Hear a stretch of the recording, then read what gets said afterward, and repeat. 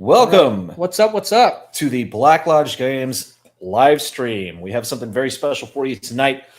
We got from Broken Blade Publishing, Kyle Griswold here in the house with us. Kyle alerted us a couple months ago, back in December, to his game Streets of Peril, which I can't see if you can see. This is on screen. It is on screen. Cool. Yeah. But he alerted us to this. We each bought a copy and extremely, extremely impressed with it. Yeah, this game is excellent. It is really, really good. We subscribe to his YouTube channel, which all of you guys should as well. I believe it is in the description of this video. And he's doing really, really good YouTube videos, not only just about Streets of Peril itself, but kind of the mindset and like the design philosophy. Yeah. all the things you want to have in order, or at least have a firm idea of. Yeah. Even if you're just running a game, regardless of whether you're making a game, really engaging stuff. Yeah, really good stuff. He has an excellent video on the combat system and the choices that he made for why he chose to do things like opposed rolls as opposed to just like which a static. Was correct. Yeah, it was the correct decision. Yeah. As opposed to like a static defense value, like armor class or whatnot. It is really, really good. The setting is super, super evocative. It is exactly the kind of game that we love. And before we, start pestering our guest here with questions and whatnot, if you look at I believe it should be the pinned comment in the chat, there's a link to the Kickstarter campaign for the first source book for Streets of Peril. It's only a couple $100. Yeah, it's right at the finish line. So we are hoping you guys will go and check this out and help him cross the finish line on it. It's only a couple days left, and believe me, it's well worth it. This is an extremely high quality book, not only in its content, but its production value is phenomenal. Mm-hmm. The art is really good, and it has just such a good vibe. It's really, really good. So please go check that out. Like this video, subscribe to our channel. Go hit that subscribe button if you are new here. And again, we will be checking in on the chat here and there. But since we do have a guest tonight, we will mostly be focusing on talking to him. So if you have questions for our guest or questions for us, we always do appreciate those sweet, sweet super chats. Which we will get to. Yeah. Which a question for us or a question for Kyle. Yeah, 100% we will read your super chats. And with that, welcome, Kyle. It is great to have you on the channel, and great to finally actually get a chance to talk to you outside of the voice. Yeah, get a chance to talk to you outside of the YouTube comments. And additionally, one last thing. If you guys go to blacklodgegames.locals.com, we do have our community there, which you can subscribe to, of which Kyle is a member. So if you have questions for him, you can interact with him there. He's playtesting the Perilous D6 system that he's continuously developing, and he's looking for playtesters. So if you join over there, you might be able to get in on that action. So anyway, that's the longest preamble I think we've ever done. But that out of the way. Yeah, we don't have our merch to hawk yet, but that'll be added on soon. Yeah, soon. The intro will get longer. Yeah. Eventually, it will only be the intro. Yeah. Yeah, man. But we're super happy to have you here, and just welcome, and we'll start asking you questions. I guess. Perfect. Our first question, as always, is how'd you get into the role-playing games in the first place, and what inspired you to write Streets of Peril? So I started role-playing when I was in, I don't remember, I was a kid, and my parents wouldn't let me play role-playing games, and so I had two friends that we scrounged money together, and we went to a used bookstore, and we bought our first role-playing game, which was the first edition copy of Warhammer Fantasy Roleplay. And we went out to the park, and we tried to play Warhammer Fantasy Roleplay as best as we could as like young kids. Yeah. And probably better than you did it. Yeah, since then. better than the people who've been playing it for 40 years. Well, that's definitely true. Yeah. Well, it was interesting because like when I started playing, I didn't have like a senior, like someone I knew who had played role playing games before who could like show me the ropes, and there wasn't like YouTube or anything. So it was literally like you read the book, and you're like, okay, I'm gonna try and figure out how this thing works. Yeah, and so that's how I got started. I still have that same Warhammer Fantasy role playing book from when I was a kid. It's my favorite book I own in my whole collection. And as far as Streets of Peril is concerned, I was 2020, and at the time I was a patrol deputy, and it was obviously, I think for everyone, it was a very depressing year. And there was just, I was in an interesting position because my wife, she was working she still was able to keep her job. And I obviously, because I was a first responder, I was able to keep working. And then, so we were squirreling money away, and my gaming group, we had to suspend play. We stopped playing through that year. And so at that point, I had already been homebrewing like every game master does. And I just thought, you know what, originally I was going to, in my mind, I wanted to do a kind of a setting and a system, or at least a setting that was similar to my first love, which is Warhammer Fantasy Roleplay. Sure. That I could maybe like take an existing system, like either was DCC RPG or 5th edition or something, and kind of tweak it and modify it and make it's like a supplement that fits more of that theme. Because I don't know about you guys, but I mean, I think it was around that time when the stuff that was Wizards of the Coast was putting out was getting, I thought was like increasingly more lame. And true. And so I was like, I kind of wanted, like, I would look at the books and I was like, it's kind of tonally not really what I wanted. And that quickly changed from I'm going to make a supplement for another game to realizing that trying to tweak existing rules to reflect the kinds of things I wanted was actually going to be more difficult than just starting from the ground up and just building an entire system that could do the things that I wanted. And that's how Streets of Peril started.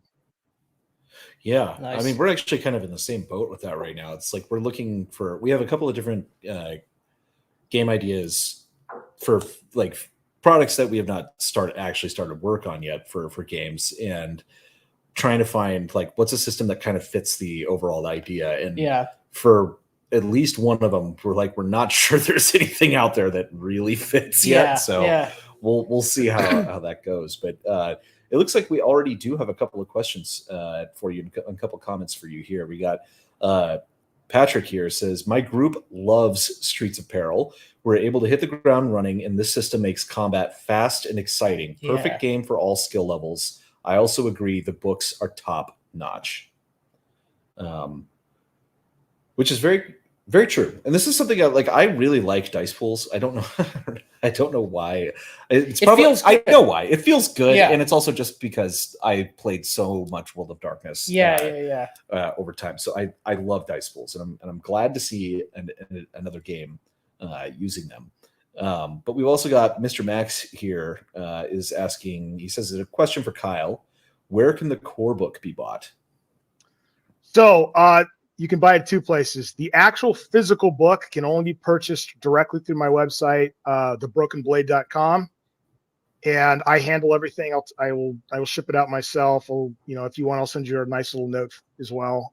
You can purchase the digital copy also through my website or through DriveThruRPG. I make more money if you buy it directly through me, so please just go buy it directly through me. Yes, those are the 2 places you can get it. Nice. And I think you also we'll take a look at the actual. You can also buy it through the Kickstarter as well. We'll take a look at the Kickstarter page. You have a bundle there, right? Yeah, I'm not so bad at shilling my own stuff. Yes. Right now, Kickstarter. The Kickstarter for Storms of Sturmburgh right now is there's a bundle, and so it's $60, and what that's going to get you is the core rule book. It's going to get you both the physical and digital versions of the core rule book, and you're going to get the physical and digital versions of the supplement, which is Storms over Sturmburgh. And it's $60. I think if you were to just go through it, I mean the core book alone is $40. The Storms is 25 for the physical, and then it's the definitely PDF. a bargain for two physical books and two PDFs, and for physical books of this quality too. Like like I was so impressed when I got this, because it's a stitched binding. It's going to last for forever. Really, really good clarity on the text and everything like that. There's like a slight gloss to the pages. The pages are nice and heavy. The art, which is not going to, we'll show the PDF in a bit. So this is not going to do it justice at all. Like we're also very minimized because you have. We're also very minimized, so it doesn't matter. But the art is phenomenal. Like very, very evocative, and just both the color pieces and the black and white. Yeah, there's a lot of black and white art in here, which I love. Awesome, like full color painted stuff. So this, like 100% going back this, guys, because it is really, really, really good. So this is you can see this is one of the pieces from the core book. Which I believe this is the magic section. Yeah, the magic section. I don't remember what they're referred to. They're definitely not gypsies, though. They are, but they're gypsies. But yeah, you can get you can get the just Storms over Sturmburgh if you already have it. Peril. But you can also go and get the core book in a bundle for $60, which really is a steal. And customer service is excellent, because Kyle will actually respond to you, and he'll ship out your book, which is wonderful. And it comes way faster. It's like, imagine like anytime I buy something off of Drive-Thru RPG, I have to just forget about it, because it's not going to come for about 1,000 years, and it costs so much more. And the books like the books suck. I just bought something, a small book, like the PDF I think is only $11, but when it was all said and done, it cost me like $50 just to get a standard copy of this. No PDF. I mean, I had the PDF previously, but it's crazy, and it's going to take like over a month to get here. It's horrible. Nathaniel Alvarez says we are roleplay maxing with this one, which is for sure true. Hello, Primeval Fantasy. Good to see you. As always. Let's see here. I backed the bundle level. Can't wait to get this in my grubby mitts. Hell yeah. Thank you. Someone else also said something earlier about how the super chats that we mentioned. He said, oh God, I can't find it now. He said he would have super chatted us. Oh, here it is. Right here. Sorry, guys. I just spent my $80 super chat budget on Kickstarter. So good choice. All good. Yeah, you made the correct choice. Oh yeah. But going back to your what drove you to make Streets of Peril, you mentioned Warhammer Fantasy, and that's clearly evident in the tone and in the setting. It's very much like a fantasized Holy Roman Empire kind of a vibe, which is cool. I know that's also kind of like the Empire in Warhammer Fantasy, which I don't know near enough about, and that's something I need to learn more about. But regardless, you mentioned sort of at the end of the book, right before the blank character sheet, your sort of design notes, and you mentioned a bunch of different games that were inspirations. So we've talked about many times how system matters. Yes, it matters for to serve the genre, to serve the tone. It does have an important effect, but that isn't to say that these systems as such need to be sort of extracted whole cloth and imported into something else. They can be chopped up piecemeal when appropriate. And like you reference a bunch of different games, which are all very different. If I remember correctly, Warhammer Fantasy is a percentile system, or maybe that's the newer iteration. No, that's how it's always been. Yeah. Vampire and Shadowrun, they both use dice pool systems. And something I picked up on, which I was pleased to see, I was correct in my assumptions. Burning Wheel for the different shades of die results. whether in D6 in this case and in Burning Wheel, whether a 4 up is a success, a 3 up, or a 2 up. But all of those different games are really different. So what were the effects or what usage did those mechanical aspects that you drew from those systems and put into Streets of Peril, what were you trying to like preserve from those specific mechanical pieces? Mm-hmm. That's an awesome question. So originally, before I started working on this game, I actually my inclination was to say I didn't really like dice pools. Believe it or not, I had played a few dice pool games, and I actually was not super interested in them. If you watched, and I know you guys did, you watched my intuitive combat video, and so as I was trying to think, like one of the things I liked somewhat about just a D&D D20 system is the combat, for all of its issues, is still, I think, more fun than the D100 Warhammer Fantasy Roleplay combat, especially first edition, which was it could be just an absolute slog. But as far as like the flavor of the game, Warhammer Fantasy Roleplay is just so much better. And the other thing I really, really like about Warhammer Fantasy Roleplay, which I really wanted to take, not just take it exactly as it was, but have the same sort of flavor to it, is that in Warhammer Fantasy Roleplay, you have quite a bit of choice as far as how your character advances. Now in that game, it's done through careers. So you pick a career, like you start off as a rat catcher and then you're a bounty hunter or whatever. Yeah. But within each career, your experience is currency, and you spend that currency to make advancements however you want. And one of the things I never really liked about a leveling system is you're going to go sessions. The characters don't change at all, and then all of a sudden they change a bunch all at once. Yeah. And once you've picked whatever class progression you're going, you're sort of limited within the archetype, which is the class. Whereas in Warhammer Fantasy Roleplay, you could start, your character is supposed to start off as like a peasant serf, and he can end up, assuming he doesn't die a horrible tragic death, he can end up in any number one of these more interesting professions.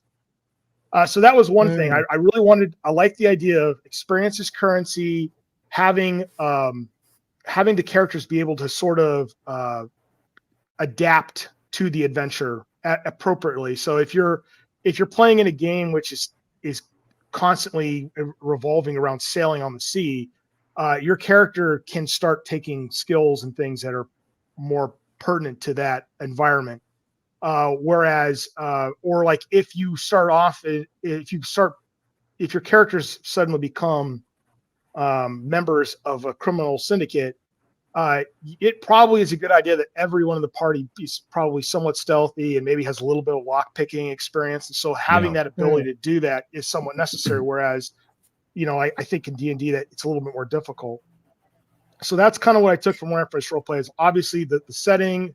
There's a lot of inspiration from the setting, and then the experiences, currency, and all that. And then, as far as like the dice pool, ultimately, when I was trying to come up with how do I want the combat to be, I have certain ideas on how I think combat should work. Ultimately, what the conclusion I came to is I really wanted something to be opposed, and I thought the best way to do that was going to be with the dice rolls, and then so I looked at other games which had used dice pools, and one of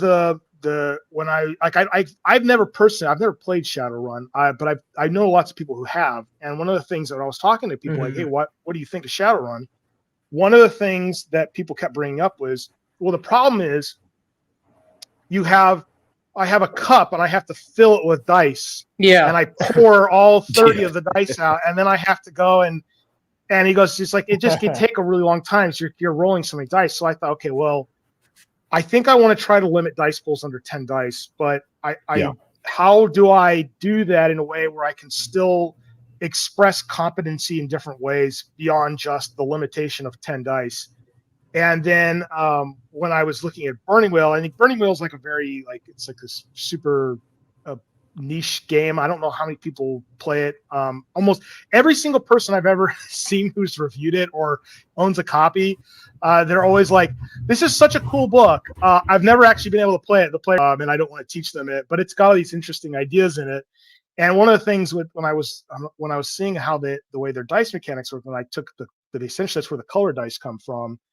And I was like, wow, it's a really brilliant idea, because then instead of me just adding more dice to a pool to the point where it's bloated and it becomes unwieldy, I can just change how often the dice succeed by using these dice colors. And so I thought that was a really elegant solution mechanically.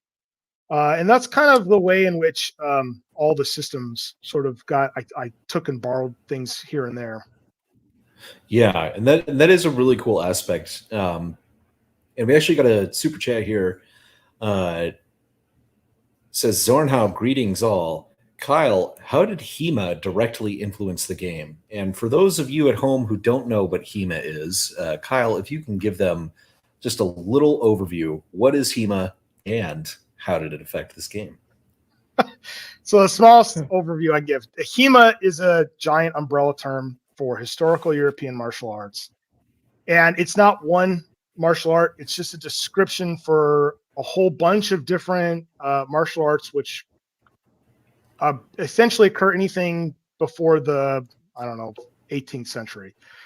The specific system that I study is a German system attributed to Johannes Lichtenauer. So I've spent over a decade now studying this tradition. And because of that, I've been very interested in the Holy Roman Empire, because this discipline of fencing was practiced in the Holy Roman Empire from about the 13th to 16th century, probably closer to 14th to 16th century. There's some debate. Anyway, but there's a couple of things. HEMA is directly inspired in so much that this system, this what we call KDF, is Kunst des Fechtens.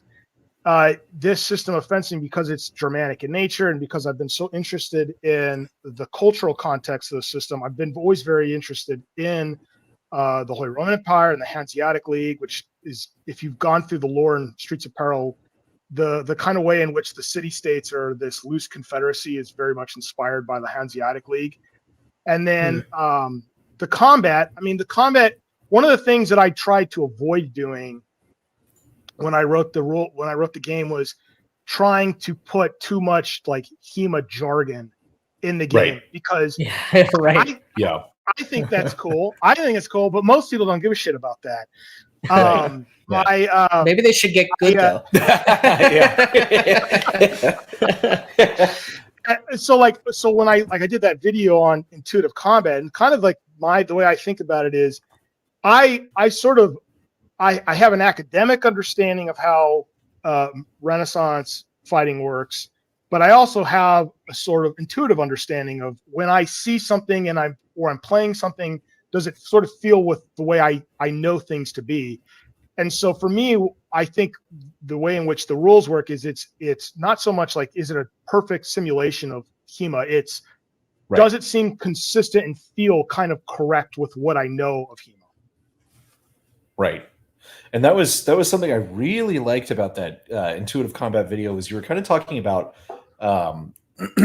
the tests for if someone really is kind of a master in fencing is not simply how good they are in combat against another trained fighter, but how good they are against a trained fighter and also against an untrained fighter, because the untrained fighter is going to do things and take wild and weird risks and make decisions that may not be optimal tactically, but may be extraordinarily dangerous to the person.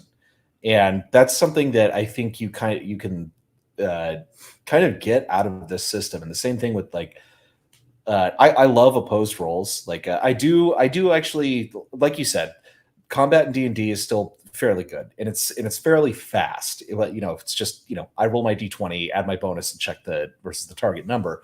But a kind of a point you made in that is that the opposed rolls, it really does feel like you're doing something, and your character's skill really affects whether or not they're getting hit too, which is awesome. It's something I loved about the earlier editions of Vampire. My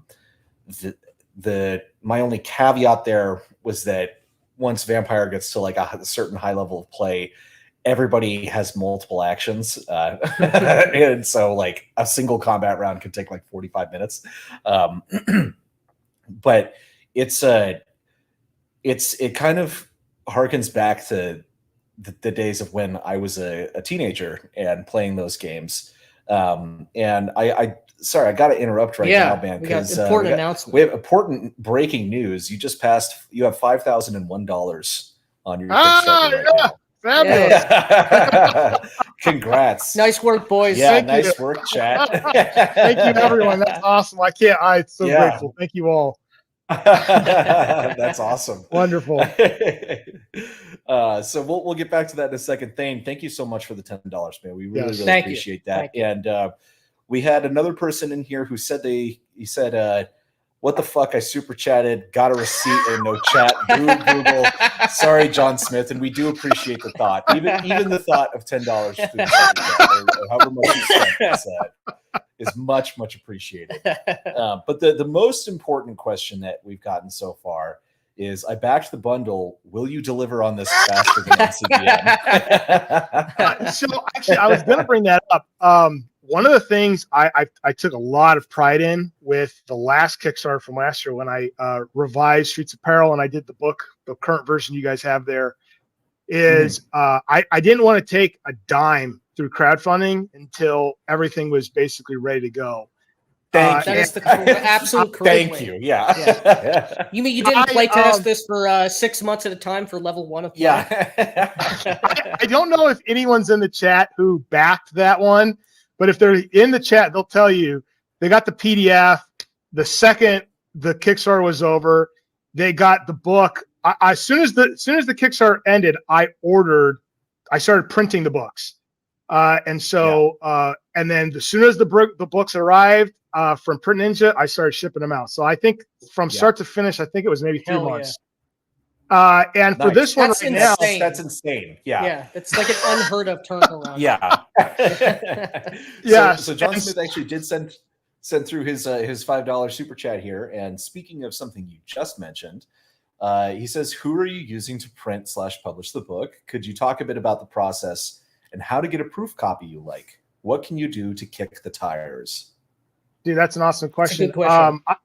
I'll answer it, but if I don't give you a satisfactory answer, I have a whole video on all the different printers I've used which is also a really good video. Very good video, which I've watched twice. So this is how I started. When I first, in 2001, when I finished the first version of Streets Apparel, I didn't, well, one, obviously I didn't have a customer base, and I had spent literally more money than my wife is happy with on art for the book. Yeah. So I had no money. I had no money left to do offset printing. So I had to do I had to go through DriveThru RPG, and that my experience with DriveThru has been positive. I'm not going to say anything negative about it. That they've been, as far as like what you get with print on demand, I think DriveThru is pretty good. My experiences though with offset printing are this though, or sorry, I keep saying it, with print on demand is this. With print on demand, your profit margins suck because the unit price for each book is way higher than it's going to be if you do offset printing. The other serious issue, and this is even worse with DriveThru, is the print quality is often terrible. DriveThru RPG print wise, I think is utterly terrible. And I didn't know that. I mean, when I first ordered my first proof from there, I was like, amazing. I made my first game. I got a book and I love it. And then I wanted to look at other printers. So then I tried Lulu. And the print quality, the premium print quality from Lulu was amazing.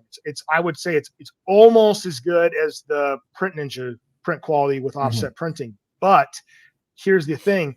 I think it cost me like $44 a book to print through Lulu. I charge $40 for the book.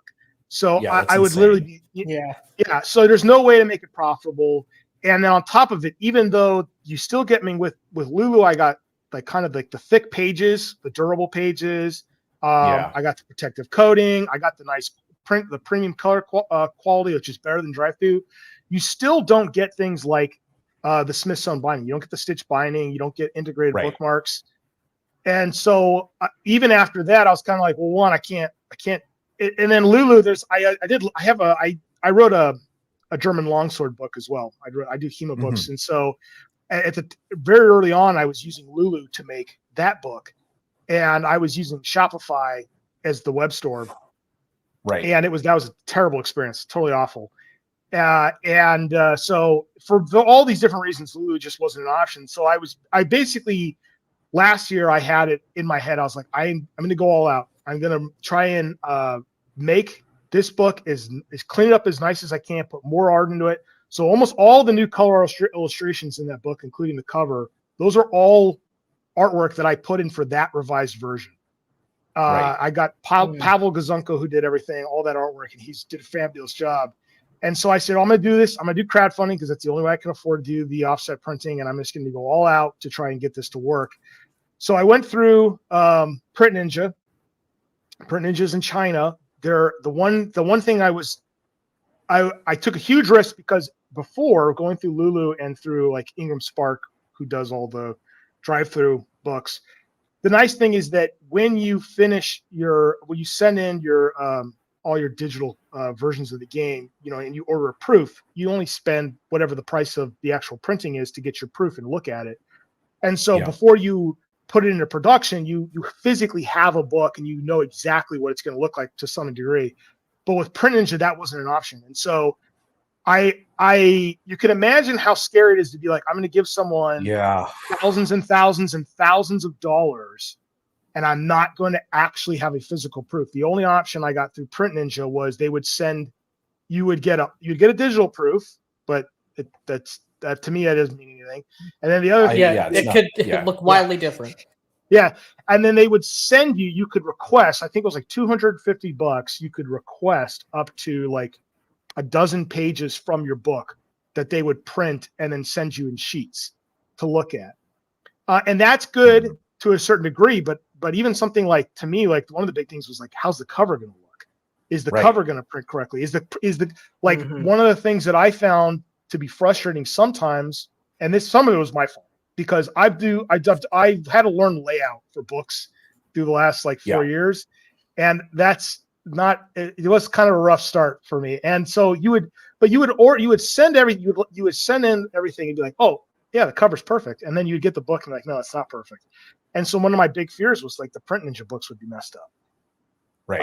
But I took the risk and I ordered them, and obviously they showed up and they're great. So I'm relieved that was the case. Yeah, that's awesome. So also some questions. You said you were using the Lulu Shopify integration. This is something we've been kind of exploring because you can connect Lulu to Shopify, and then you can connect Shopify to YouTube and sell directly through your YouTube channel if you're monetized. But you said that was a really terrible experience. Can you tell us about that? So, and this is totally anecdotal. Maybe someone else has had a better experience than me, but this is what I found was that. So, the customer goes to Shopify, they place their order, and then Shopify is supposed to communicate with Lulu and print the books. But one of the things I was finding is like it seemed like it was taking a really long time for Lulu to even begin printing the books. And then the other thing is I didn't get any tracking numbers. So I would have customers, it would be weeks would go by, and customers would message me and they would say, where the fuck is my book? And I would say, I'm going to get back to you on that. And I couldn't actually talk to Lulu. I had to talk to Shopify. And then Shopify would have to contact Lulu. And then Lulu, he's working through a middleman. So that happens too many times. It happened so many times where people would be like, where's my book? And I would say, I'm sorry, let me look into it. And finally, I was like, this isn't even worth it. It's like the whole point of using Shopify is it's supposed to make it convenient, but it ended up being way more work than me just like now I use Ingram Spark for my longsword book. And so when I get an order now, I take the order through my my GoDaddy website, and then I just manually tell Ingram Spark, print this book and send it. And I just cut out the middleman altogether. Yeah. Interesting. Okay. Ingram Spark. We'll have to write that down. Awesome. Okay. Yeah, that's unfortunate to hear. That would have been really nice. I know the Basic Expert is doing that through Lulu and Shopify, and I don't know that he's had any of those issues. When were you actually doing that? Because he said it's fairly smooth right now. The problem that he said is that when the customer pays you, you then have to pay Lulu to make it, which is like the frustrating part. It's like they can't just like directly. There actually is a way with the Shopify setup to make it so that they automatically do that. So there is a workaround for that. I think it was early last year when I was doing the German longsword book through them. And again, it's totally anecdotal. I mean, I would not be surprised if other people have had better experiences, but for me, like the way I look at it is this, at the time I didn't have my own web store. I didn't have everything set up, so I couldn't take orders. So I needed that third party to do it for me. But now I look back the way I'm doing things now, I go, why did I ever do it that way? Because one, their Shopify is going to take a huge cut of your margins. And then on top of it, like they don't even handle it in a timely manner. Whereas I get an order, and the second I get an order, I just go right into Ingram Spark and I go print that book and send it. Right. Yeah, that sounds much better. And that is one of the things too, is like because you also mentioned, like, if you're going to do offset printing, you're either going to have to ship things out yourself. You're going to have to keep the stock on hand. Yeah. Or you can use like a warehousing service that will take care of all that for you. But again, that's eating into your profits. So there's like these, just sucks. There's trade-offs with everything. Just, Yeah. And some things work, like my old HEMA instructor who does RPG books as well and writes HEMA books. I just did the layout for his last HEMA book or RPG book, which is like a medieval Japanese setting for Savage Wolves. And interesting. And so we were talking about should we cancel him? It's funny you say that, because one of the things I told him was like, hey, are you kind of following the sort of thing that's going on right now with that? I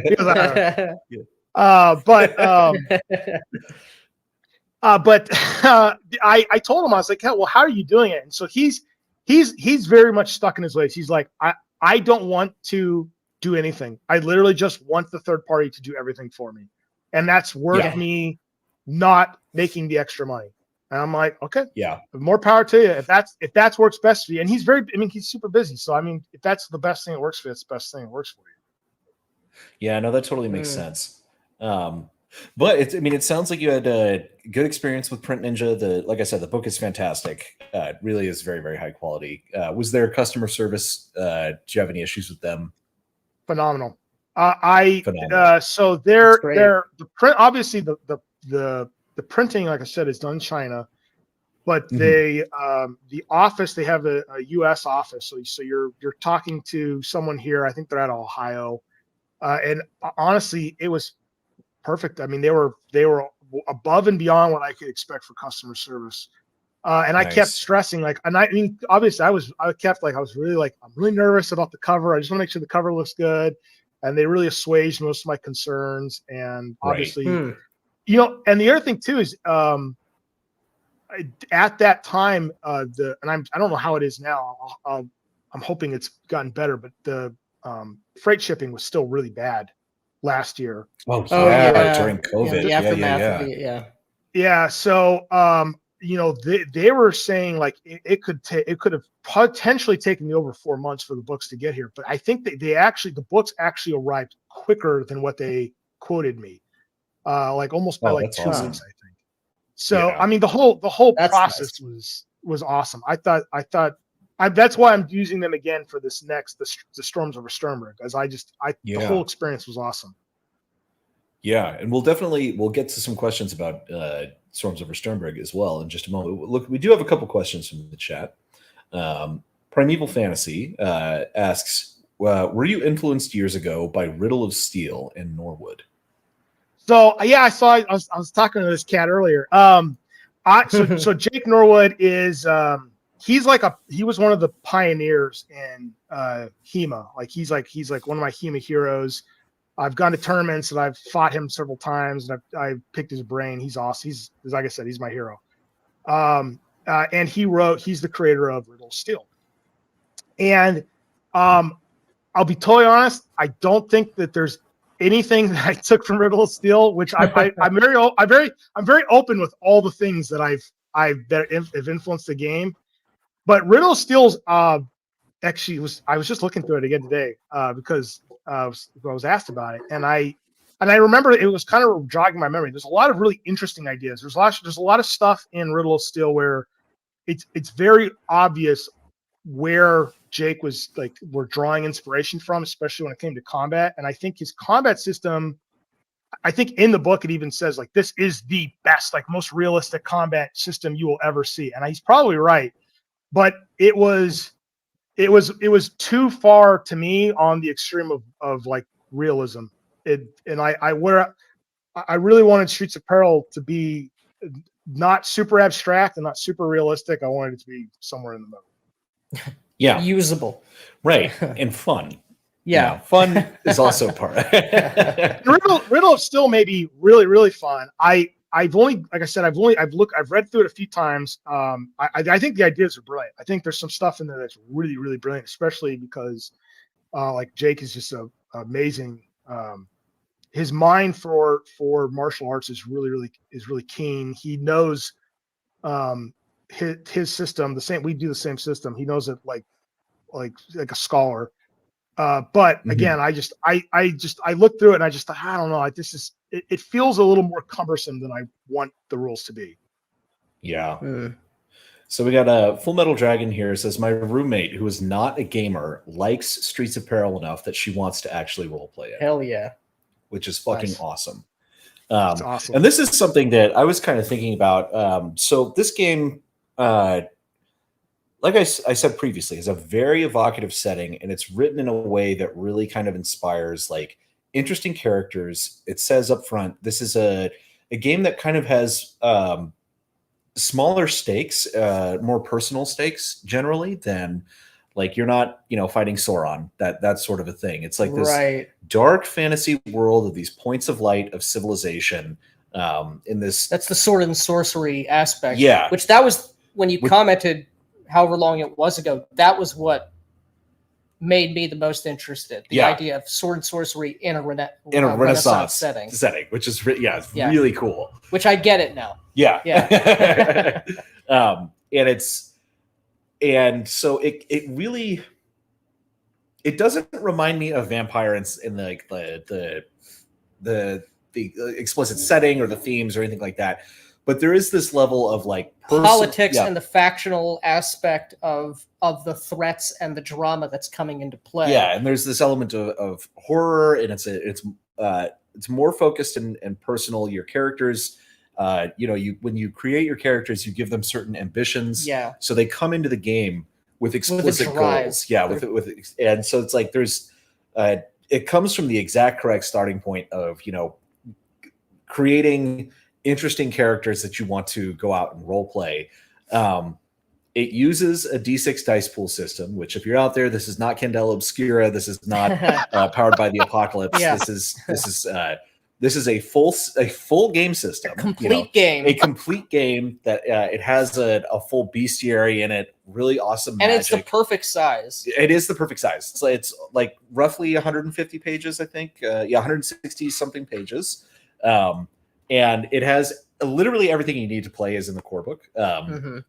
And so yeah, I was talking about the kind of more personal stakes with this, but the thing about it is that a lot of people, when you talk about games like this, they then tend to think that like, okay, well, I like tactical combat, I like this, this other thing that doesn't sound like what it is, but this game is actually quite tactical.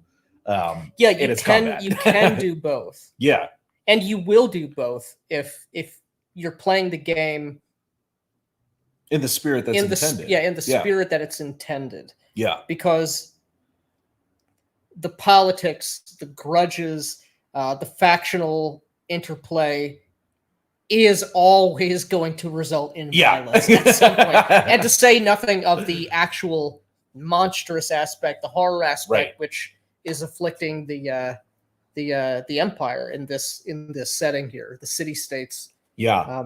It's really cool. It's really cool. And you're completely right with regard to like the correct starting point. Yes. So many games, even if they have an interesting setting, or an evocative setting, it often feels as though they're completely divorced from what the characters might do. You're doing the Dungeons and Dragons thing in a world which might be quite cool, might be quite interesting, but in Streets of Peril, everything from the character options, the advice for your character's personality and their motivations, their ambitions, to the mechanics itself is very embedded in this world, which is so refreshing to see. It's been a long time since someone's made a good game. Yeah. We got a whole bunch of people saying congratulations on thank you making it all the way, and it is thanks to you guys out there, which is awesome. Thank you all so much. Need more cowbell saying here, I took a college level fencing class. It was an entire semester of getting my ass kicked. I bet. Well done. Congratulations.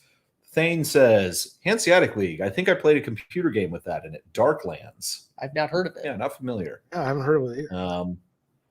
I played Europa Universalis 4. Yeah. I think RPGs should be printed as cheaply as possible because they're designed to be used at the table with pizza and shit. True, but you don't... I understand where you're coming from, but I think right. You're wrong. Yeah, I do. In fact, I know you're wrong. Yeah. I want my books to stay in use, because like I have I don't want this shit to fall apart. Which drive-through RPG books will. I've got my copy of Blood and Smoke, which I've had since like 2014 or 2015, which has unfortunately not gotten much use, has stayed together, but even through not having much use, the binding is starting to fuck up at the beginning of the book. Like the pages are going to come out. So I want I need the book to stay in order. Yeah, it doesn't need to be, gilded pages. Right. But and my thoughts on it are I was gonna say my thoughts on it is this. Like, you can go and download a PDF and you can have it on your phone, you can have it on your tablet, and it's never gonna go away. You can spill pizza on it, you can grab another device. Yeah. For me, a book is and I say this in several videos, it's like to me it feels like a piece of art. It is more than just the collection of text and images. It's how everything is put together to create a feel, which I think is really important for a game. And so for me, like I want to have that piece of art feel like it has quality craftsmanship to it. That's what I personally like. I made the book for like what I would want. And I totally understand like, okay, well, whatever. It's like, we're just going to fall apart at the table, but I don't agree with that. I want it to like feel nice and look nice. Right. Yeah. I completely agree. Sly Blue Demon is asking if you have a Discord or a Guilded server to talk about Streets of Peril. I do have a Discord. I am a tech illiterate. If you contact me later, I'll figure out some way to get you. And if you send us the link, we'll put it in the description of the video as well, so it'll be available. Perfect on the replay. Okay. Just got here. Congrats on funding. Any shout out for the Broken Blade Patreon yet? No. Oh yeah, we did a shout out, right? Oh, I don't know. Is that what he's talking about? I don't know. What's Kyle have to say? Yeah.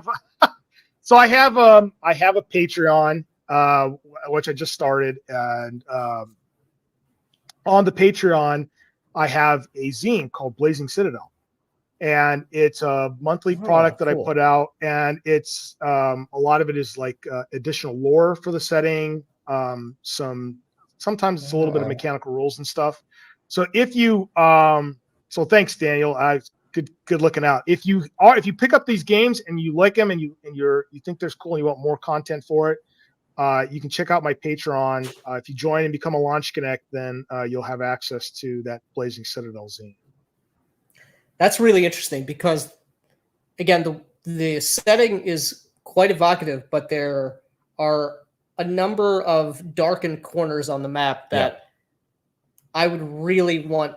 I would really like to learn more about, either in future products or in this zine, which I did not know about. The elves and the I forget what the fallen empire of man is. The sort of the Tiberian Republic. The Tiberian. Yeah, I knew it was something with a T. The elves sound really, really cool. Definitely, they are antagonists and antagonistic towards humanity, but they are not mindless beasts, and they definitely have a fell intellect and ambitions of their own. Would really love to hear more about that at some point. So more people would check out that zine. There's a really good overview of the setting in this, which is the Cimbrian Empire. And I can't tell if I'm going the wrong way. In the book, so that you get a whole lot of information and inspiration about the setting. Various city states. You have something that is reminiscent of like the Turks, or like the Ottoman Empire. Yeah, the Ottoman Empire, and clearly drawing on a lot of real world influences. So, in regards to Storms over Sturmburgh, can you give us like what's not only like the sales pitch, but what is this setting expansion, and what are the kind of interesting things that are on offer there? So just real quick, one of the things I really want to do with the core book is I really wanted to cut all the fat out. I really wanted to make it as lean of a book and as like just easy to access and find and use as possible. So with Storms, this was really my opportunity to really dig into really fleshing out a fully realized setting that the game master can really use to a really easy and intuitive way. So as the name suggests, it focuses on this coastal Cimbrian city of Sturmburgh, and I go into a lot of detail about not just the geography of the neighboring regions and how the city has a certain relationship with all of the industry that is surrounding the city itself. Also its relationships with other minor towns and other city-states in the region. But then I also go into, I go and I break down each district of the city, and I offer tons and tons of different locations, which the game master can use. And in fact, every single location, or almost every single location I put, has adventure seeds tied to it. So it's not just fluff for the sake of fluff. It's here's a location. Here are some little seeds that you can start thinking about planting in your game, how to tie it, and use it in an interesting way. Because one of the things I hate is where it's just tons of just fluff. It's just meaningless, and you're never going to use it. And it's stupid. Like this book is also super, super lean as far as like there's no wasted content here. Everything here is usable. And then so not only do I go through like all of these detailed locations, but then the city itself also has a couple of interesting things about it beyond just a traditional city. There is a section of the city called the Ruins, which was destroyed by a comet approximately 3 years from the current timeline. And the corrupting influence of the comet has created all these mutants in the region. So because the city is not capable of pulling all of the comet out immediately, they created this kind of wall inscribed with arcane seals to sort of contain the corruption. And so within this location, the city contracts people to go in there. You need certain protective things to enter, and you also need a contract from the city to go in and out. But which is an adventure on its own to get that. Yeah. Yes, it is, absolutely. And it's a really good point you bring that, because it's one of the things with the political nature of the game is when you're interacting with a city council, a noble house, a guild, it's not just a matter of, hey, can I do this thing? It's you may have to do certain things to gain their favor, to earn their trust before you can just go and get the thing you want from them. Yeah, definitely. Yeah. You make a good point. You mentioned that explicitly in advice for different themes or different types of character motivations, which was really awesome to see in the core book. If you want to start a faction or have political aspirations, you have to wheel and deal with these people, and those things are adventures unto themselves. Yeah, and so go ahead. Oh, so I was just real quick. Just the other thing too is, so do you have this kind of this ruins, this playground where there can be some really interesting kind of traditional, like more D&D type adventures, and then there's also the history of the city itself is that, we talked about the Tiberian Republic. Well, the very, very first thing that is here at this location is something that everyone kind of refers to as the monolith. And it's this giant obelisk. And no one knows who made it. It predates every known civilization. In fact, when the elves show up there, they create this colony called Belglace. And one of the reasons why they establish their colony there is because at the time they're feuding with the Fomorians, and the Fomorians are terrified of this thing. They won't go near it. And so when the elves just disappear and they abandon the city, the Tiberian Republic then builds their colony over the top of it. And then over time, the Cimbrians are starting to whittle away the Tiberian Republic's presence in the north. And they eventually, after so many times of sacking Carpinia, which is what the Tiberians call Sturmburgh, eventually the Cimbrians, who at this point are like very simple, very like tribesmen, they just leave this ruined elven Tiberian city alone. It's just because they're scared of it. They think it's haunted. Yeah. And so underneath Sturmburgh, so underneath Sturmburgh are all of these old civilizations. And so there are actually undercities upon undercities, which the players can also investigate. Awesome. Nice. So what I'm hearing is, for those of you who've long awaited for a fantasy stalker game mixed with 2001: A Space Odyssey, you can get your very strange fever dream. Yeah. Nice. All right, cool. It looks like you've got maritime adventures here. Yeah, naval stuff. Yeah, and so we play tested all the naval stuff for a year. We did a whole my personal group. We did a whole like pirate themed campaign, and so so basically the way I realized, like, well, it's a coastal city, and so there's probably going to be times when the players are going to potentially get into battles which involve more than just one deck of a ship. And so I included a very thorough rule system here for handling and resolving combats involving entire fleets of ships. And this I think this worked out so well as far as being able to find a way to directly tie the character skills to the naval engagement, that I'm going to use this system to make a larger battle rule set for the game as well in the future. Oh, that's really cool. Yeah, because maritime enterprises of all sorts are incredibly important to any, certainly to a coastal area, but these also have like strong basis in a sword and sorcery milieu. Like Conan was a pirate, was the captain of a pirate ship for a long time.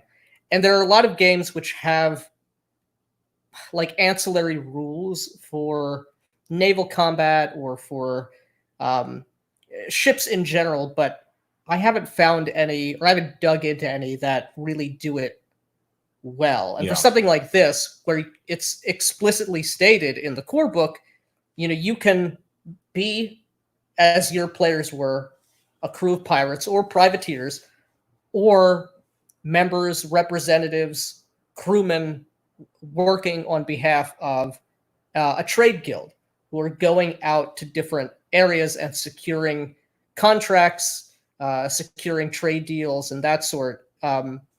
So given how easy, in a good way, it was to sort of understand and intuit the mechanics in the core book, I'm really excited to dig into that and see, and hope that that's like really usable. That like, okay, we can hit the ground running and really do like a maritime campaign justice. And there was another thing you kind of just said too, is the core book has a lot of different things where it's talking about like, if you're going to play a group that's like part of an assassin's guild, or like some sort of like maritime adventures and whatnot, the kind of assumption again is that your players are all going to make characters that are compatible with whatever the theme of the game is. It's very much not a sit down and just everybody rolls up whatever wacky random character they want, and we'll find a way to throw I've been together. anthropomorphized fox person, and you're a demon from hell, and Kyle is playing some sapient oak tree, or And speaking of demons from hell, one of the things I really like too is the when you're doing magic, if you roll any ones, then this is going to cause what in other systems might be like spell mishaps to happen, but they're like weird things are going to happen around you. Like it could be like all of the mirrors within a certain radius, so you shatter. It could like, but like are like exploding. Like people are getting harmed by that, or like if you might like accidentally summon a bunch of imps that are going to try and kill and torture people around you, or be swarmed by insects, or like all of the milk around you will sour, and like all of the like really, really cool things where it makes magic scary and weird and cool. Which is good because it's you state, Kyle, in the book, magic, especially non-Sigurdian or at least non sort of pious magic, is rightly feared by the populace, and you could see why. It's another example of the mechanics informing the setting, and vice versa. There's like demon worship is rampant in like all these cults among nobility and stuff. Like it's a very dark, very fun setting. Like this is exactly the sort of stuff I love. We did get another super chat here from Matthew Pickard though for $5 Canadian. He says, "Hey Fraser, do you hear the blues a callin'? Tossed salad and scrambled eggs. And Buscemi, can you hit us with a how do you do, fellow kids?" How do you do, fellow kids? Yeah, there we go. I don't have my skateboard. I left it. I left it at school. I left it at class. Yeah, that's where you store it. Right? Yeah. Let's see here. What else we got going on the chat? WotC bindings are crap. Yeah, does not surprise me. Would not know, but does not surprise me. I haven't bought a WotC product. It's funny. I did that when I did that video on the different printers I used. The book that's falling apart is like one of my first 5th edition books. The page just falling apart. Not surprising. Yeah, the universe is telling you something. Yeah. Cursive Yig saying Champions 4E, the big blue book, had the worst binding in history. I had to buy it again and try not to touch it. It sounds great. Yeah. Doc Flamingo, can you publish on drive-through with a book printed by a third party, or do you need to use their system? I think if you're publishing on drive-through, you have to use their system. Yeah. So with the exception being, if you can do all the digital downloads, you can use through them, but you can't, I can't take the offset printed books I did through Print Ninja and then sell them through drive-thru. That they won't allow that. So that's why the only way you can buy the physical copy of the book is if you go directly through my web store. Yeah, and that's the other thing. I know, like, if you do publish through drive-thru, you can either do like an exclusive deal with them, and you get I think you get like 5% more royalties than you would otherwise, which is terrible anyway. Yeah. Or you can do, like you can sell in multiple places, but you only get like 70%, or it's like 30% or something like that. I don't remember. Yeah. I'm not a huge fan of drive-thru. I have to buy a lot of stuff there just because that's where everybody publishes. But it's not a good website. It's shit. It's much better. It's better than it used to be. But that's not saying much. I know, exactly. Please come and buy everything at my website. Don't purchase directly from I get website. More money. I get more money. More money, and you get a better product that way. Yeah, too. More money, better product. Yeah. Everybody wins. Books are important for the continuation of the hobby. It's easy to share a book with a new player than a PDF. And to get them to read it for sure. Because if someone just sends me a PDF, I'm just going to skim it. There's another component to that too. Is I did right before I launched the Kickstarter for the core rule book last year, I went to one of the local comic conventions. I had a booth and I was showing the proofs for Streets Apparel.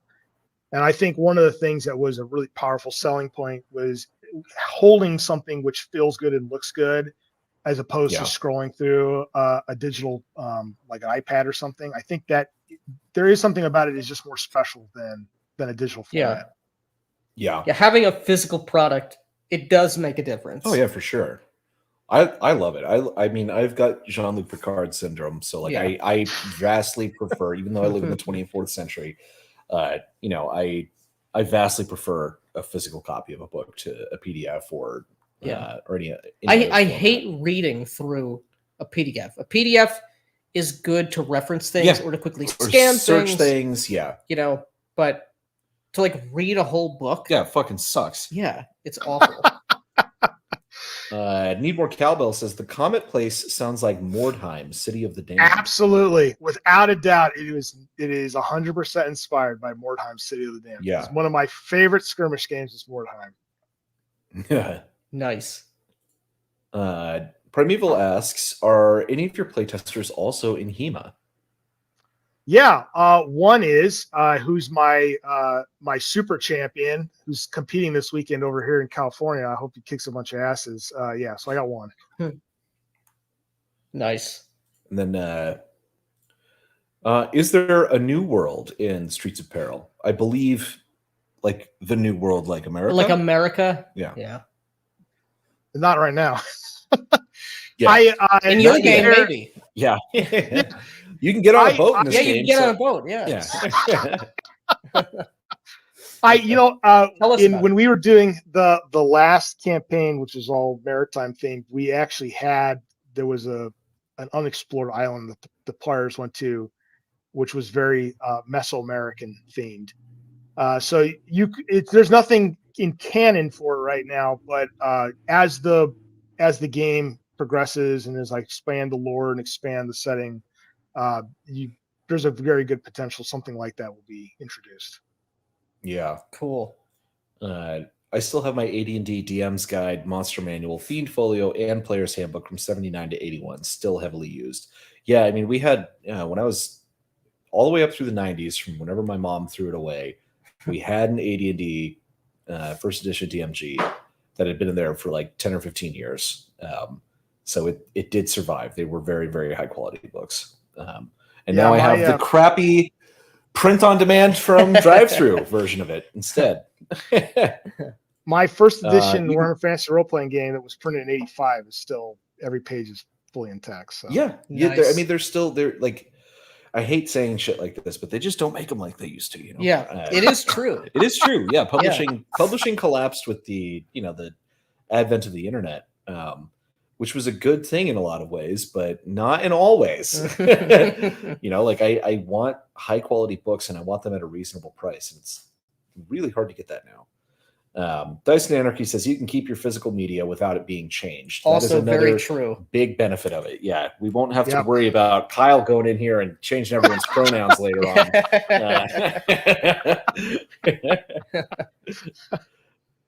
And we got dude, what's up from Dr. Urias Papers 2020. What's happening, man? What is happening? I'm not sure if we've ever seen you here before. I feel like I would remember that name. Yeah, but maybe we've missed your comment in the past. Cursive Yig says tabletop bad for errata, but good for weirdos making social changes to the book. Exactly. New book smell is greater than PDF. Yes. But I do also appreciate the PDF because, like you said, it's great for referencing. Like, when I'm running a game, I like to have the laptop open with the PDF so I can just quickly search.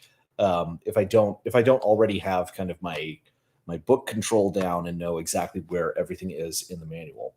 Right. But this has an excellent table of contents, I believe. I think it actually does it have a. I don't think there's an index. There is no index. Okay, but you don't really. Oh, there is an index. Yeah, there is an index. Yeah. Oh, man, spent a lot of work on that index, man. Yeah.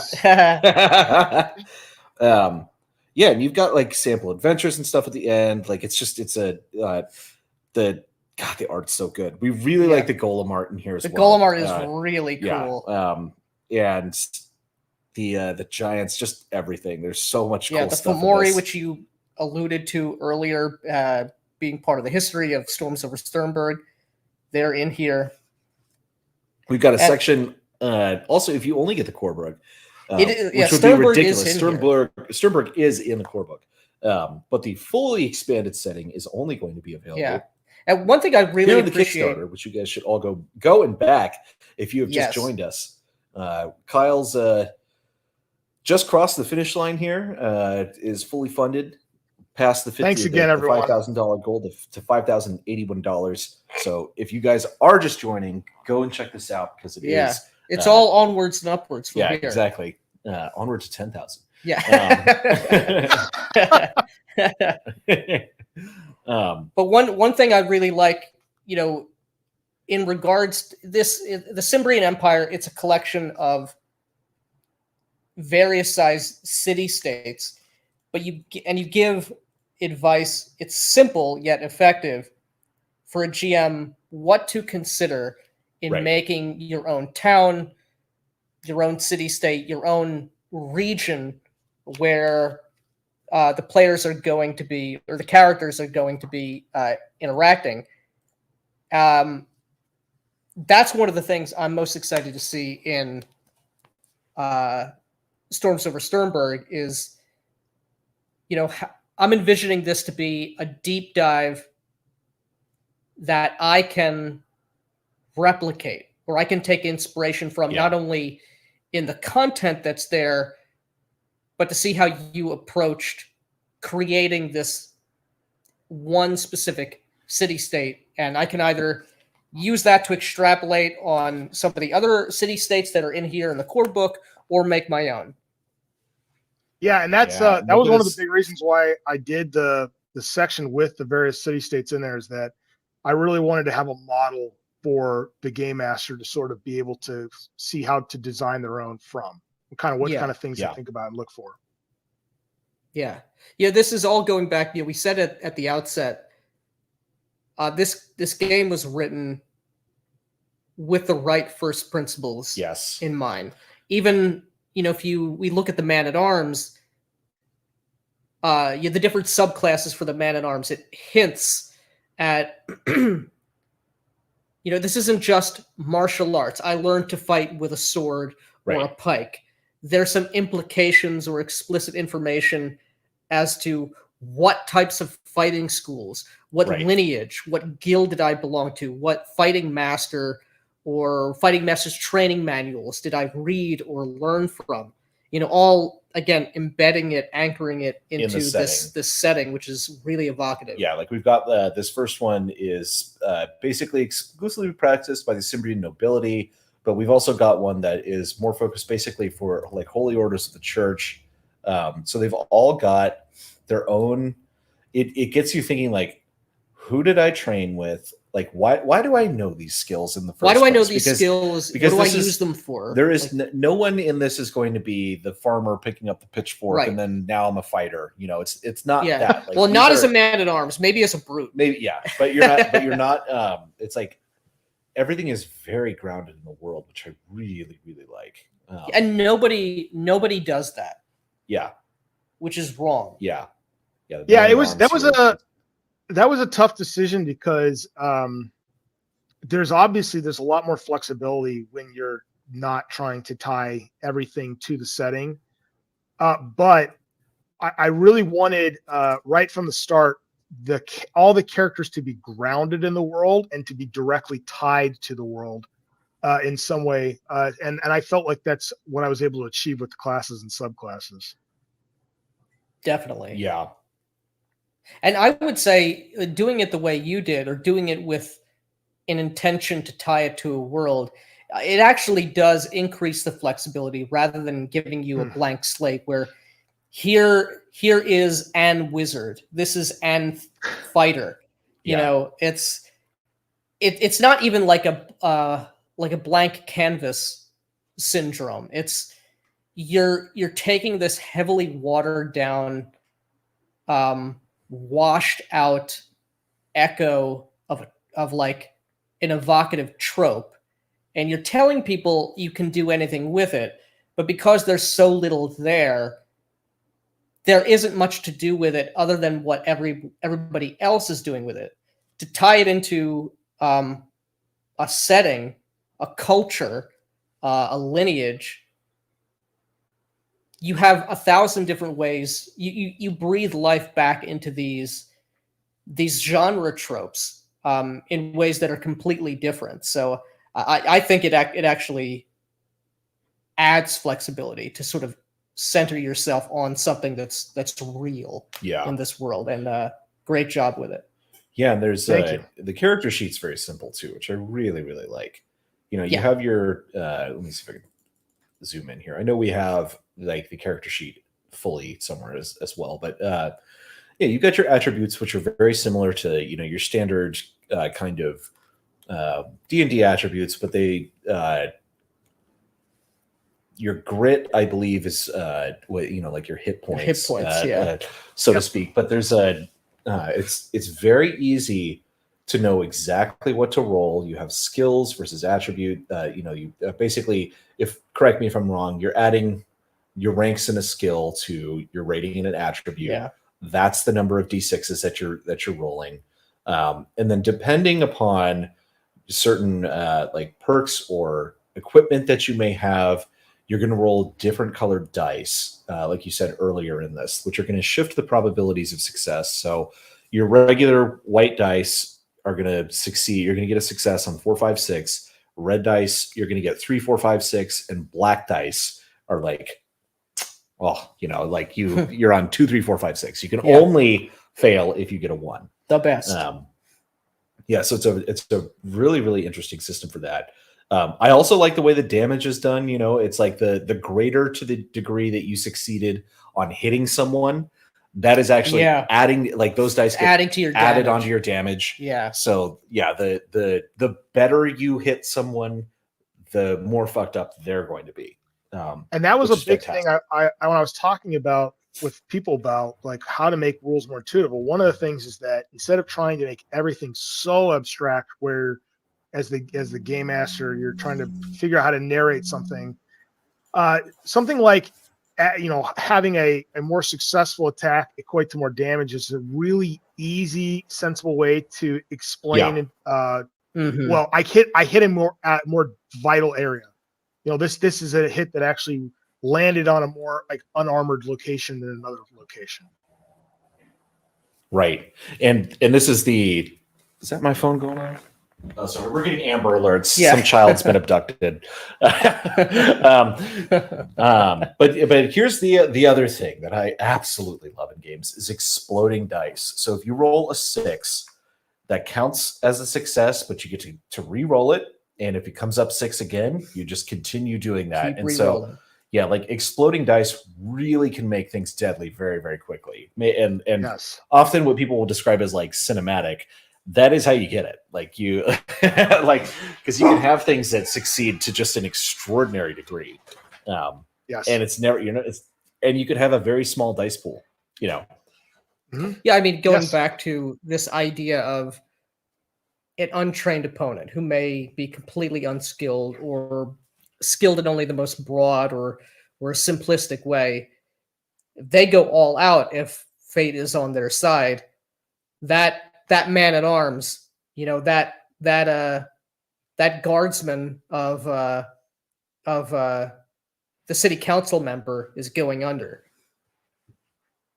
Yeah, it's awesome. It is awesome. You can be David taking out Goliath. Yes. Lots of really cool stuff in here. I want to show off a little bit more of the art. Again, like you've also got like all these different things about for AoE. You can area of effect. You can definitely play this on a grid. I think it actually probably makes sense in a lot of the combat.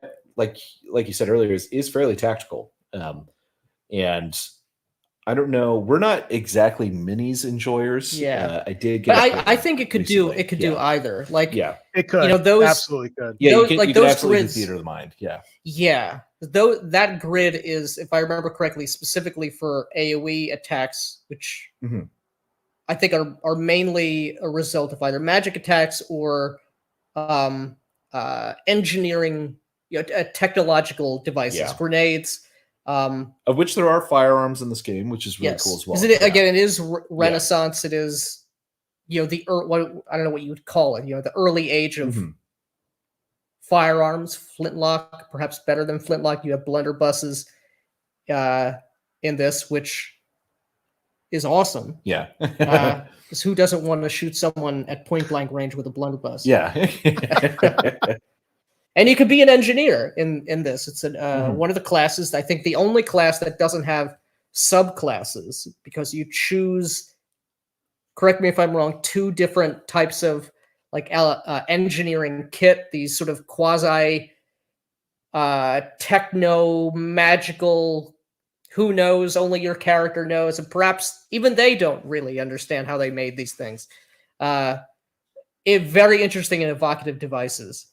I think my favorite is the I don't remember what they're called, but they're floating metal orbs that interpose themselves and block ranged attacks. Yes, that one's my favorite. All the inventions. Yeah, the engineer can starts with a couple of inventions, and then there are rules for as you advance, you can create more inventions and develop new ones as well. Yeah. Here we got the goods, though. The really important stuff here. The true, the true metric of quality. But I mean, it's got everything. I do want to. I'm going to scroll down a little bit though in the PDF to the bestiary section because there's a lot of really good art. Really good art in there. I got so fortunate to find. Yes, the artist Asha who did the art. She's amazing, and she's also just artists working with artists sometimes is kind of a hit and miss, and sometimes it's kind of awkward working with artists. She has been wonderful, and her art is fantastic.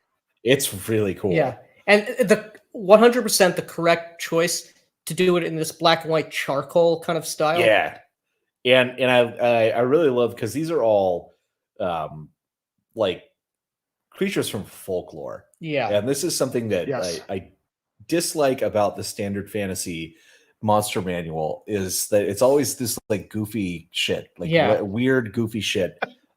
When there's so much like folklore is so creepy. Like look at this. There's so much good stuff that comes like just from our like just from Europe basically. Yeah, like standard European.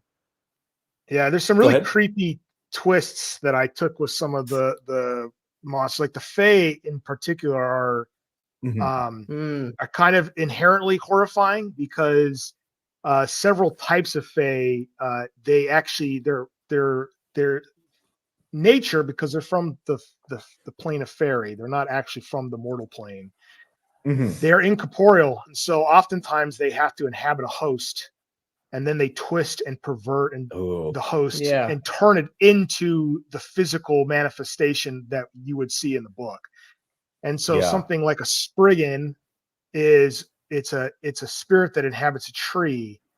And so when people go and are near the tree, they basically fall under a slumber where they basically the Fae then slowly takes over their body and then corrupts the body and turns it into something else. That's awesome. Hell yeah. Yeah, these things are like, everything is so fucking good in this. Like, I love this. Absolutely love this. Yeah. This is a Revenant. Yeah. Oh, that's sick.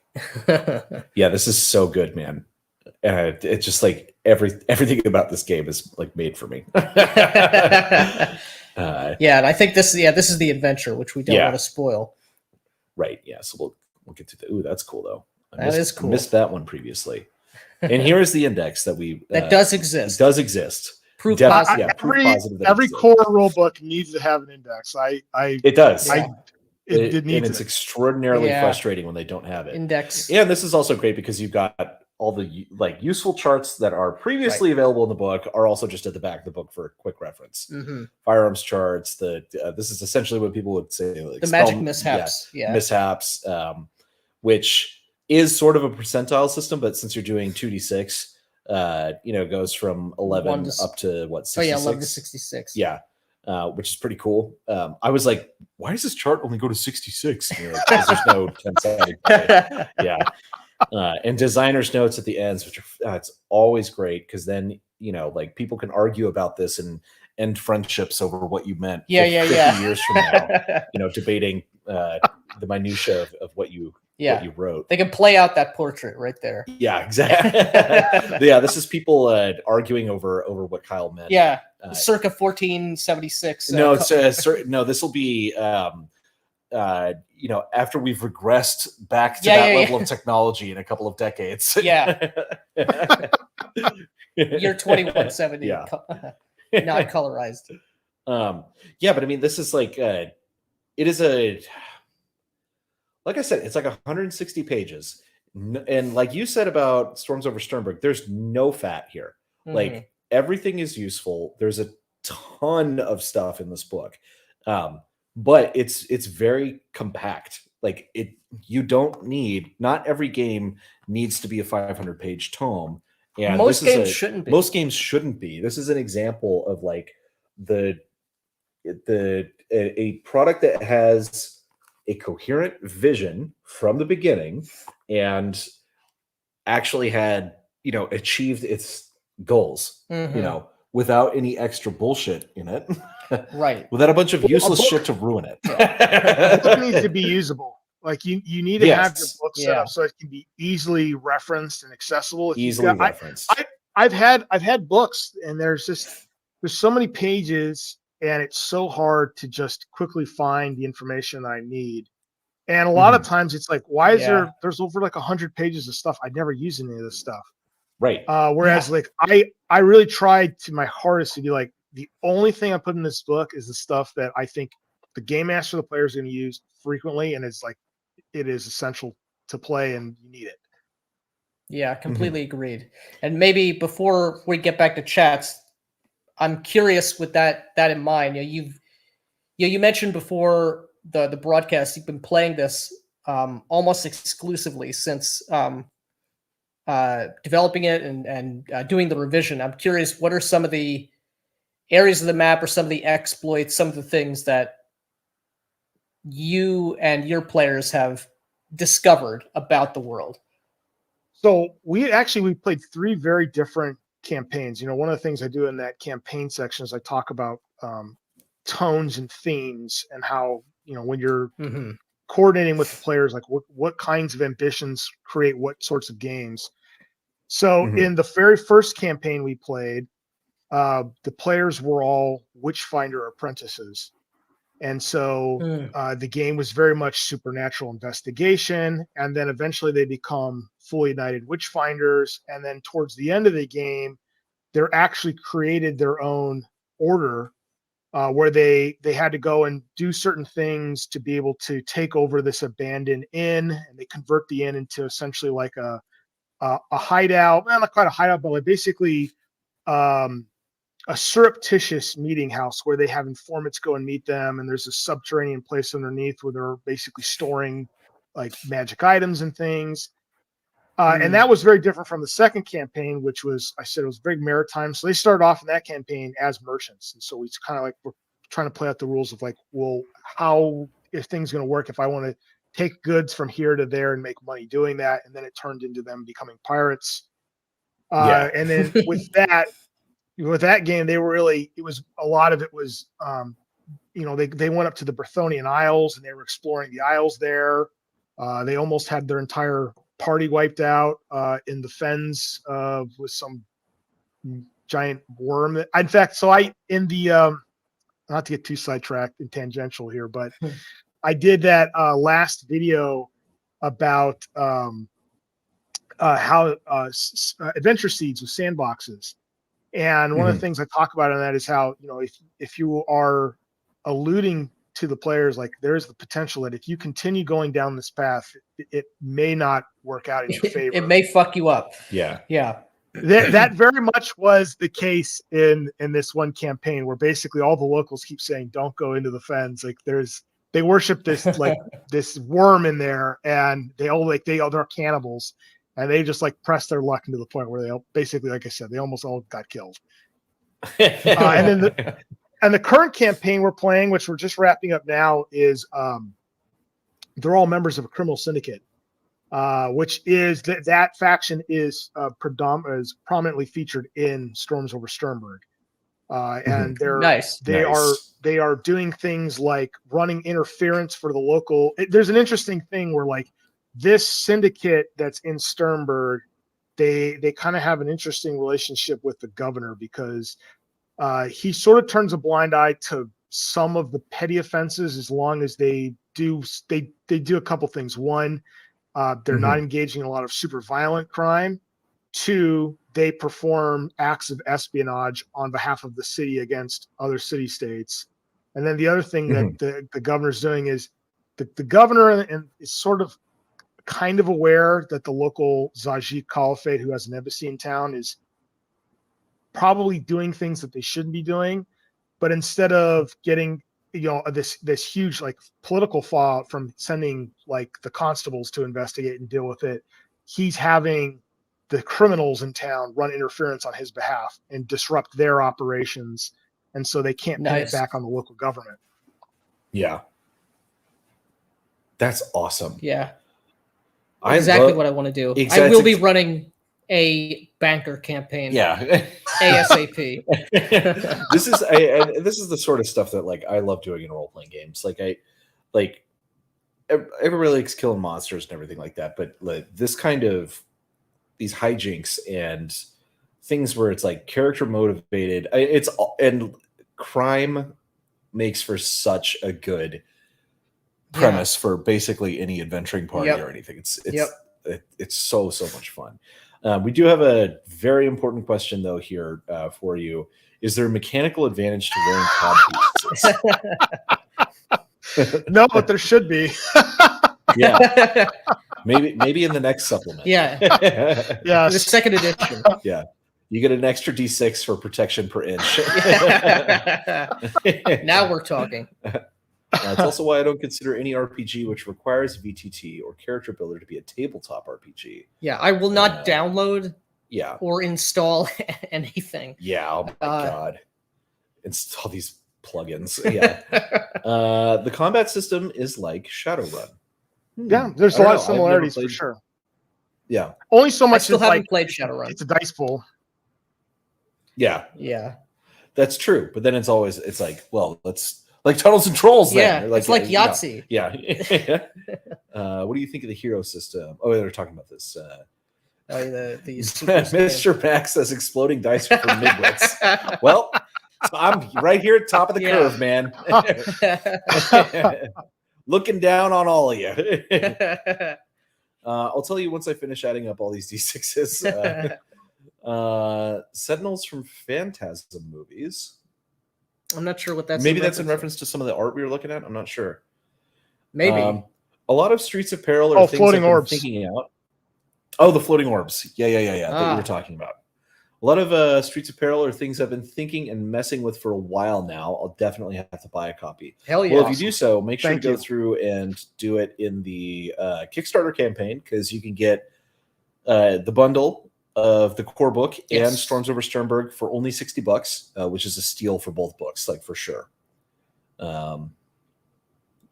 So much good stuff comes from Europe. Very true. This art is incredible. It fucks. Yeah. Let's see. He says, "Man, that sucks. I'd really like to get that book, but the price is prohibitive in Canada." I've heard that. That's what I've heard. Everything is prohibitive in Canada. Yeah, it does suck. This is also extremely true. Black and white art is so underrated. Yeah, 100%. I love it. Yes, and agree. I agree. I agree. Sadly, color sells. Color's cool, but I really like black and white.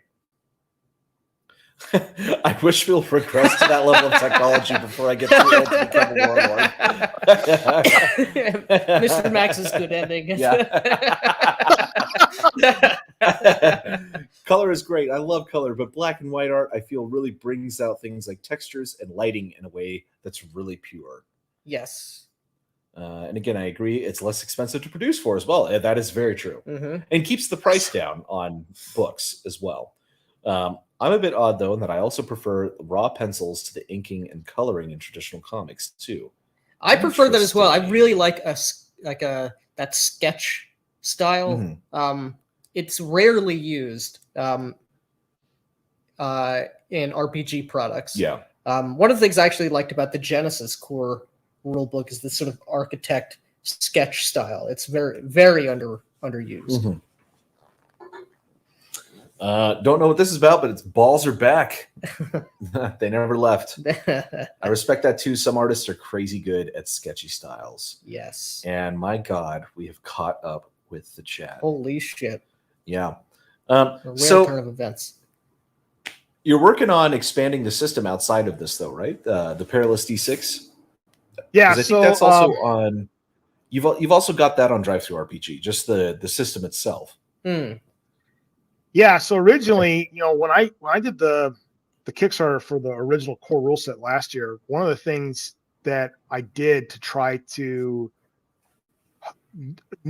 assuage certain concerns about playing a new system that no one's ever seen before is at that time I actually offered Perilous D6 for free. So when that Kickstarter was going, people could just download it for free, and they had everything. There was I wasn't hiding anything. So right off the bat, you could download Perilous D6 and you go, I know exactly what I'm getting when I get this game as far as the mechanics. And then as far as new things, I'm once I get Storms, now it's funded. And again, thank you guys, everyone who's supported it. I cannot tell you how appreciative I have been stressing out about this Kickstarter. But now that this is done, once I get all this wrapped up, I finished doing the last bits of edits for this. I just got two of some of the final pieces of art for Storms, so that it's almost done. Once I get that done, I have a whole new game that I'm planning on building up off for the Perilous D6 system. And so if people are interested in that, going over to your guys' locals, that's where I'm going to start trying to pull nice play testers. You guys can get in on that, and just remember, if you and this is not a joke, if you use promo code MIDWIT, MIDWIT, you get a month free into the locals, so you can get in on this and talk to everybody, see all our our special advance notice posts and everything that the cheapos can't access. One other thing I forgot too. I'm so sorry. The Patreon, if you become a Patreon subscriber, you get that Launch Connect patronage. The game I'm working right now, I'm going to just start releasing what I'm working on as I do it to those patrons. So that'll be that's really so. Cool. Even if you don't want to play test it, if you just want to basically see what's going on and how I'm thinking and get updates, designer notes, and things, that's going to be available to those patrons. That's awesome. Nice. And so Nathaniel Alvarez is asking, what's the name of your channel? I tried finding him after you guys recommended his videos, but I had a hard time. Maybe I'm just challenged, though. That's going to be at Broken Blade, I believe, on YouTube. Is that correct? Oh, I think that's it. Yep. Yeah, it should be in the description of this video. I'm pretty sure I tagged him. So it should just be there.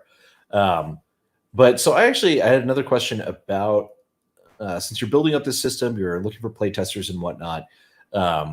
What do you think about if people want to make third-party content for Streets Apparel? Is that possible? Is there a license? Yes, I desperately really want to get an open license going so people can just start making their stuff and putting it out there and selling it. But I'm running into the same issue that other people are having too, which is I don't know that I want to use Orc, and I still haven't gone through the time of digging into what it takes to go and set up my own.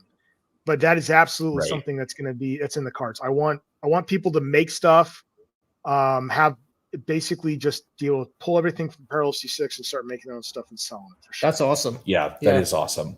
I'd love to make city states, and I really hope that. I'm surprised it hasn't already, but hopefully, in the near future, one of these sort of competing, open game licenses will just become the standard. Yeah. And people don't have to sort of worry and fret over, the fine print. Yeah. So we got two conflicting opinions here. Orc is great. You can detail which stuff is protected and which isn't. But then Space King of Space says Orc is a bit dicey since it requires you to give up your ability to say what people do with your property. So do you believe a roadie or a king? They're both from space. Space Roadie and Space King of Space. John then says you may want to look into the elf license. I think it's elf. It's not hidden shit like Orc. I don't even know what that is. I think it might actually be spelled differently. It's not. I don't think it's ELF. It might be like AELF or something like that. But it's another one of these new licenses. I kind of like Creative Commons, but again, then you're putting everything out there. Anonymous Tiebreaker, Orc is awful.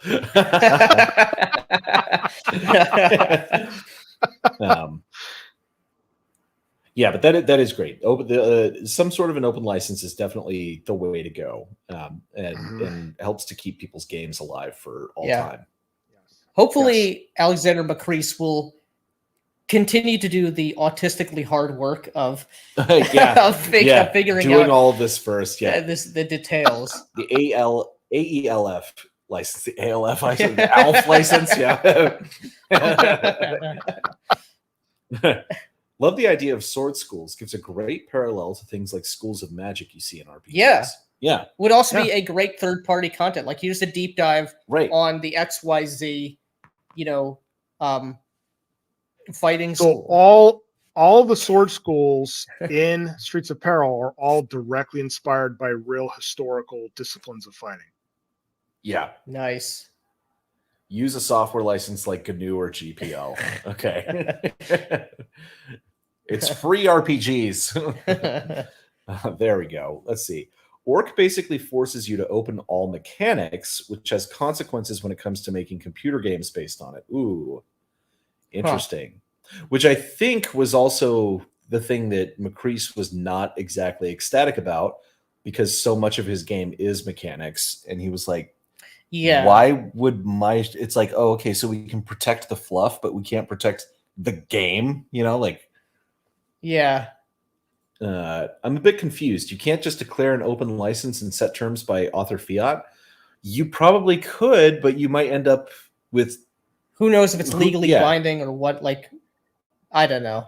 Yeah, I mean, obviously, you just need to go and pay thousands of dollars to a lawyer. Yeah, or you don't have to, or you can, as we have seen in a different game, which I'm convinced this is exactly what happened. You could scan from Wikipedia or from Google Images the copyright page of just any old book and replace it with yours. It will hold up in court, I promise you. Yeah. It's called elf license because the lawyer writing it looks like an elf. It's a fork of orc that Roll of Law is making. He's a firearms lawyer in Canada. Well, okay. Firearms lawyer, awesome. Yeah. Canada, not that great. So what am I supposed to feel? He's not winning. Yeah.